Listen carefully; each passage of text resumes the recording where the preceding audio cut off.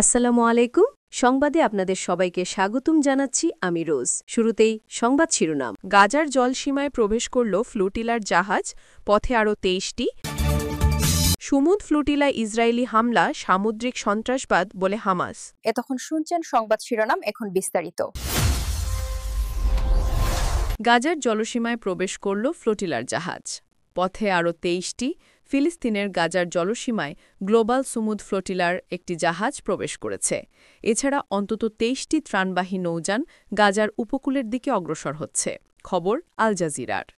Global Sumud ফ্লোটিলার live tracker অনুযায়ী মিকেনো নামের একটি জাহাজ ইতোমধ্যে গাজার আঞ্চলিক জলসীমায় প্রবেশ করেছে, তবে সেটি ইসরায়েলি বাহিনী আটক করেছে কিনা তা এখনও স্পষ্ট নয়।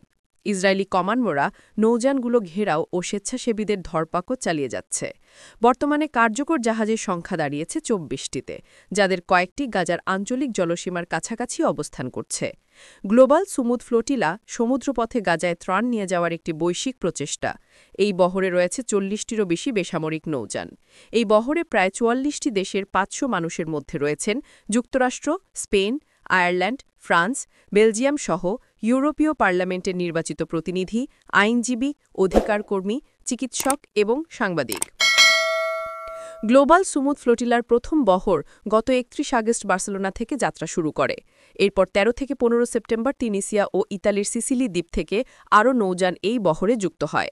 এছাড়া গ্রিসের সাইরাস দ্বীপ থেকে পরবর্তী সময়ে আরও কিছু নৌযান ত্রাণ নিয়ে বহরে যুক্ত হয়। বর্তমানে বহরটিতে ৪০টিরও বেশি নৌযান রয়েছে। এই নৌবহরের ফিলিস্তিনি সংগঠন হামাসের সঙ্গে সম্পর্ক রয়েছে বলে শুরু থেকেই দাবি করে আসছে ইসরায়েল, যদিও এর পক্ষে কোনো প্রমাণ দেখাতে পারেনি তারা। যাত্রাপথে কোনো বাধা না পেলে নৌবহরটি স্থানীয় সময় আজ বৃহস্পতিবার সকালেই গাজায় পৌঁছানোর কথা ছিল। সুমুদ ফ্লোটিলায় ইসরায়েলি হামলা, সামুদ্রিক সন্ত্রাসবাদ, হামাস। ফিলিস্তিনের গাজাগামী ত্রাণবাহী গ্লোবাল সুমুদ ফ্লোটিলায় ইসরায়েলি হামলার নিন্দা জানিয়েছে উপত্যকাটির প্রতিরোধ আন্দোলন হামাস।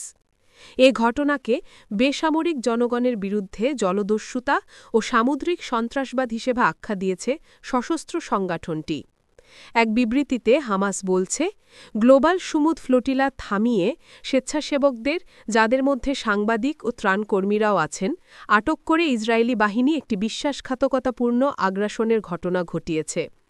এতে আরও বলা হয়েছে, ইসরায়েল মানবিক মিশনে থাকা বেসামরিক লোকজনকে লক্ষ্যবস্তু বানিয়েছে, যা মানবতার বিরুদ্ধে অপরাধ, এবং এতে বিশ্বব্যাপী ক্ষোভ আরও বৃদ্ধি পাবে। এছাড়া আইনি ও নৈতিক দায়িত্ব পালন করে এসব ত্রাণবাহী নৌযানকে সুরক্ষা দেবার জন্য জাতিসংঘ ও আন্তর্জাতিক সম্প্রদায়ের প্রতি আহ্বান জানিয়েছে হামাস। এরই মধ্যে ফিলিস্তিনের গাজার জলসীমায় গ্লোবাল সুমুদ ফ্লোটিলার একটি জাহাজ প্রবেশ করেছে। এছাড়া অন্তত ২৩টি ত্রাণবাহী নৌযান গাজার উপকূলের দিকে অগ্রসর হচ্ছে। গ্লোবাল সুমুদ ফ্লোটিলার লাইভ ট্র্যাকার অনুযায়ী মিকেনো নামের একটি জাহাজ ইতোমধ্যে গাজার আঞ্চলিক জলসীমায় প্রবেশ করেছে, তবে সেটি ইসরায়েলি বাহিনী আটক করেছে কিনা তা এখনও স্পষ্ট নয়। গ্লোবাল সুমুদ ফ্লোটিলা সমুদ্রপথে গাজায় ত্রাণ নিয়ে যাওয়ার একটি বৈশ্বিক প্রচেষ্টা। এই বহরে রয়েছে ৪০টিরও বেশি বেসামরিক নৌযান। এই বহরে প্রায় ৪৪টি দেশের ৫০০ মানুষের মধ্যে রয়েছেন যুক্তরাষ্ট্র, স্পেন, আয়ারল্যান্ড, ফ্রান্স, বেলজিয়াম সহ ইউরোপিয়ান পার্লামেন্টের নির্বাচিত প্রতিনিধি, আইনজীবী, অধিকারকর্মী, চিকিৎসক ও সাংবাদিক। গ্লোবাল সুমুদ ফ্লোটিলার প্রথম বহর গত ৩১ আগস্ট স্পেনের বার্সেলোনা থেকে যাত্রা শুরু করে। এরপর ১৩ থেকে ১৫ সেপ্টেম্বর তিউনিসিয়া ও ইতালির সিসিলি দ্বীপ থেকে আরও নৌযান এই বহরে যুক্ত হয়। এছাড়া গ্রিসের সাইরাস দ্বীপ থেকে পরবর্তী সময় আরও কিছু নৌযান ত্রাণ নিয়ে বহরে যুক্ত হয়েছে। বর্তমানে বহরটিতে ৪০টিরও বেশি নৌযান রয়েছে। এই নৌবহরের ফিলিস্তিনি সংগঠন হামাসের সঙ্গে সম্পর্ক রয়েছে বলে শুরু থেকেই দাবি করে আসছে ইসরায়েল, যদিও এর পক্ষে কোনো প্রমাণ দেখাতে পারেনি তারা।